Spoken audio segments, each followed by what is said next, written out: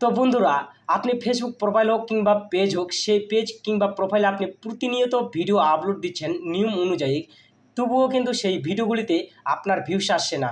Shorts video হোক, reels video হোক কিংবা লং ভিডিও হোক, সেই ভিডিওগুলিতে ভিউস আসছে না, ভিউস ডাউনে যাচ্ছে।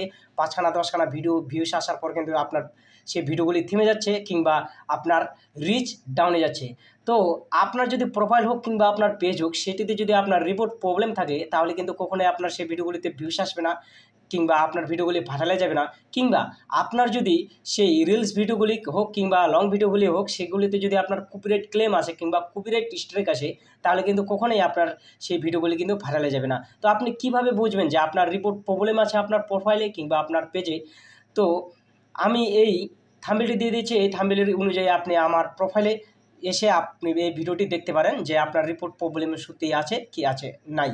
তো আপনার যদি সেই ফেসবুক ভিডিওগুলিতে যদি আপনার কপিরাইট ক্লেম আসে কিংবা কপিরাইট স্ট্রাইক আসে, তো সেগুলিকে আপনি কিভাবে রিমুভ করবেন, তো সেই বিষয়ে কিন্তু আজকে আমি এই ভিডিওটিতে তোমাদের সামনে সম্পূর্ণ তুলে ধরবো।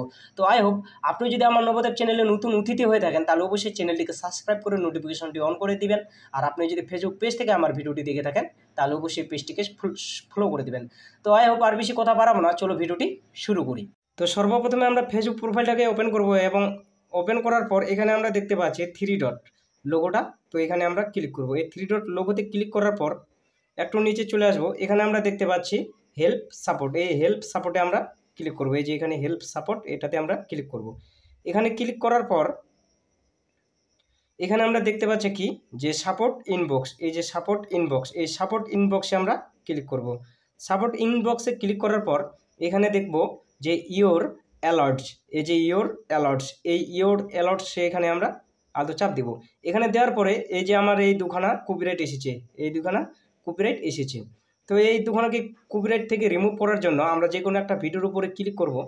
ক্লিক করার পর এখানে আমরা নিচে দেখতে পাচ্ছি ভিডিওর যে সি ডিটেলস। এই যে এখানে আমরা নিচে দেখতে পাচ্ছি সি ডিটেলস। তো এই সি ডিটেলসের উপরে ক্লিক করব। এই সি ডিটেলসের উপরে ক্লিক করার পর আবারও নিচে দেখতে পাচ্ছি কন্টিনিউ। এই যে এখানে আমরা দেখতে পাচ্ছি কন্টিনিউ, আবারও কন্টিনিউর উপরে ক্লিক করব। কন্টিনিউর উপরে ক্লিক করার পর আবারও দেখতে পাচ্ছি কন্টিনিউ, আবারও এই কন্টিনিউর উপরে ক্লিক করব। আবারও এখানে ক্লিক করলাম। ক্লিক করার পর আবারও এখানে নিচে দেখতে পাচ্ছি কন্টিনিউ, আবারও এখানেই ক্লিক করব। এই যে নিচে কন্টিনিউ, আবারও এখানে কন্টিনিউয়ে ক্লিক করব। ক্লিক করার পর এখানে আমরা দেখতে পাচ্ছি যে রিমুভ ভিডিও। এই যে এখানে আমরা দেখতে পাচ্ছি রিমুভ ভিডিও। তো এইখানে আমরা ক্লিক করব। এই রিমুভ ভিডিওতে ক্লিক করার পর আবার কন্টিনিউ এখানে করে দেব। এখানে কন্টিনিউ করে দেব। এখানে কন্টিনিউ করার পর ব্যাস, এই যে আমরা এখানে তারপর চলে আসলো অপশান যে ডিলিট ভিডিও। এই ডিলিট ভিডিওতে আমরা ক্লিক করে দেব। ব্যাস, আমাদের কিন্তু সেই কপিরাইট ভিডিওটি সম্পূর্ণভাবে ডিলিট হয়ে গেল কিংবা আমাদের এখান থেকে রিমুভ হয়ে গেলে এরপরে আমরা চলে যাব ক্লোজে ক্লিক করব।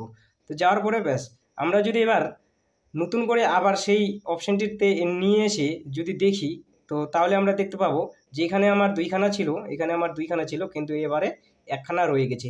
তো কিভাবে করলাম তোমরা হয়তো বুঝে গেছো ভিডিওটা দেখে। তো আশা করি আপনি ভিডিওটি বুঝতে পেরেছেন। তো ভিডিওটি ভালো লাগলে অবশ্যই লাইক, কমেন্ট, শেয়ার এবং চ্যানেলটিকে সাবস্ক্রাইব করে দেবেন। আর অবশ্যই কিন্তু লাইক করবেন, কারণ আপনারা যদি আমাদের এই ভিডিওগুলিতে লাইক কমেন্ট করেন, তাহলে কিন্তু আমরা ভিডিও তৈরি করার মোটিভেট পাই। তো আই হোপ ভিডিও শেষে আমি যা বলে থাকি, আপনি আপনার পরিবারকে নিয়ে ভালো থাকবেন, সুস্থ থাকবেন। ধন্যবাদ।